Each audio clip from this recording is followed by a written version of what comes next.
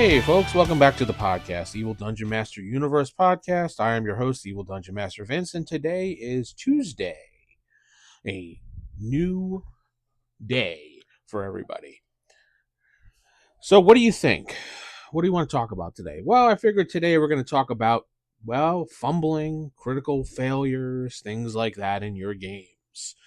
When you roll that natural 1 on the D20, or if you're rolling, say, for a D6 game, you roll a 46 and you get all like ones and you get a wild die 1. Oh my God, what's going to happen? Your critical failure, critical glitch in Shadowrun, when you roll all those fails and get all the ones, things like that.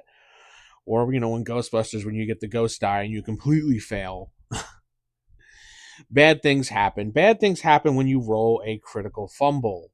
But first, website, askthedm at theevildm.com is my email address, not website.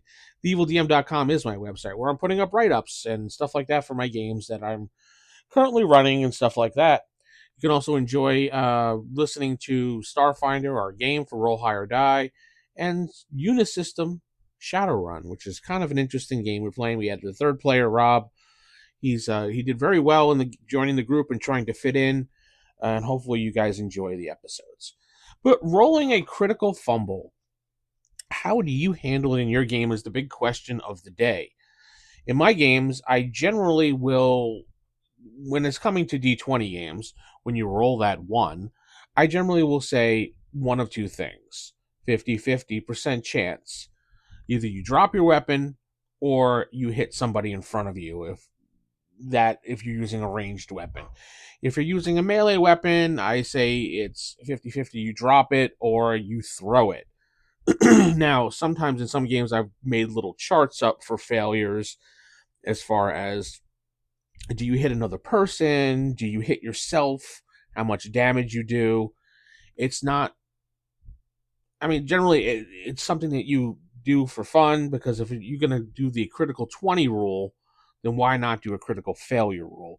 Yeah, I know that most games don't include the critical failure, and some games don't even include the critical 20 roll, and just say it's either double the damage or a successful hit regardless. So why can't you do a critical fumble as well? Do you make up charts for your game for this? Do you spend a lot of time doing this, or are you just kind of like, meh, based on the situation at hand, I'm going to do this or that? I know a lot of GMs that I played with in the past have kind of did the wing it as you do it thing, and that's what I've been doing a lot lately. I base it on the situation and kind of wing it. Unless it's like a crucial, epic boss battle, then I'm not going to really worry about it, and chances are just dropping the weapon or maybe tossing it by accident because your hand was slippery or something like that is probably the best way to handle the situation. Now, there are other ways to handle it. You could say the person fell, things like that. It really depends on the situation at hand. And I know before you're saying, well, I can't stand using critical fumbles in my game. These are the same people that use critical hits, but don't use critical fumbles. And sometimes some of the best stories are remembered when you do critical fumbles, because you remember the time that somebody botched something up so badly that it made everybody laugh, and even the person himself who did it laughed, and you remember it years from there because remember when Johnny was trying to do this and he fumbled and his belt buckle opened up and his pants fell down and he rolled down the stairs, and everybody laughing all night long thinking about how that scene played out. It's just something that you have to deal with. And I think adding a fumble rule into your game is inventive. And sometimes it could be distracting to make combat a little bit longer, so you don't always have to do it.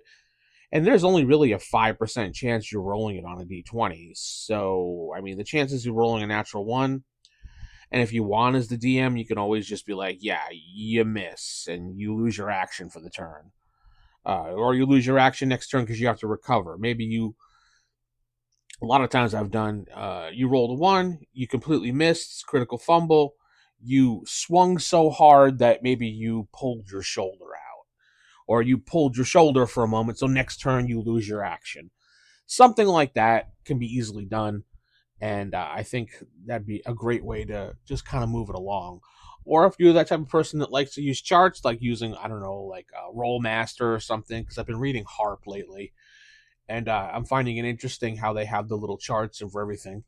And Roll Master, I've been reading that lately as well, because I heard it's a lot better. Roll Master Fantasy, excuse me, it's a lot better than Harp. So I don't know. I'm looking at both of them, trying to compare the two because one is more streamlined than the other, and each has a chart. And I'm finding it interesting how you roll in the charts. So I'm kind of becoming a chart guy, so to speak. But we'll see what happens we uh, as we move forward. I don't know. Tell me what you think in the comments below. Okay, and the second thing I wanted to talk to you about today was simple tasks inside of a game. I want to know how you handle it as a GM when it comes to a simple task that a player character can usually do in a game, but um, what's the wording I'm looking for? It's simple, but there's still a very minor chance of them failing the situation, and you want that factor in. A lot of times when I'll do it for my game is I'll tell a player, go ahead and roll d20, and as long as you don't roll a natural 1 or 2, you successfully will go forward with what you were doing. It's something I've done just to give that 5 to whatever 6% chance that it might fail because of life. Because even if you are the most perfect practiced person in the world, say a mechanic or something, or a locksmith or whatever you are in your field, computer programmer, whatever, there's always that small percent chance you're gonna be off that day. So I always add a little factor of don't roll a 1 or 2. And if you roll anything other than that, you successfully complete it. Now I know most people are saying, why would you do that? Because that's a waste of time. It makes the player roll when it's unnecessary. Again, I'm doing it because I want that small factor of a possible chance of failure because you could be off that day. You're never always perfect at what you're doing, regardless of how well trained you are in the situation. So those people that argue with me, that's fine. That's your game. You can do whatever you want. But when I'm running a game, that's how I run the game. I want that small percentage chance of a failure. So rolling a 1 or 2 is all I ask, and they roll it. Done. Just a simple roll. Situation's done. It's just something that I like to do, and I'm curious what other people out there like to do as well in those situations. And I know in D&D 3, they started the whole taking 10 thing when you just be like, there's no pressure in the situation, so instead of rolling, I'm just going to take 10. Does that make me successful with my modifier? Yes. Boom. Done.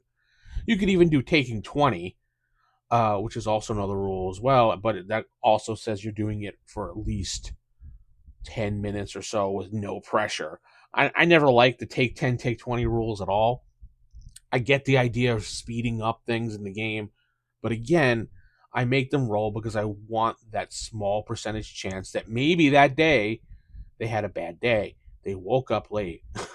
They didn't have their morning coffee. You know how it works in life. I know it's game, it's not real life. But sometimes you want to simulate that small percentage chance that you're off. And I think it's a fair thing to do as a DM, and it's my game, and I'll keep doing that. If you don't like that, you can obviously tell me in the comments that you don't like it and tell me what you do. I want to hear what you do in these situations. And Random Rolls chat is this Wednesday at 5:05 p.m. Central Standard Time, 6:05 Eastern Time, where we will talk about how we can fix Dungeons and Dragons going forward as our starting topic. And then from there, we'll just digress into whatever the group talks about. Again, Random Rolls is all about interaction, and the interaction helps us move conversations and drive forward, and we start talking about stuff. It becomes an interesting chat. Sometimes we talk about the same thing every once in a while, but I try to prevent that by moving along the conversation. So we always get a nice, fresh conversation each time.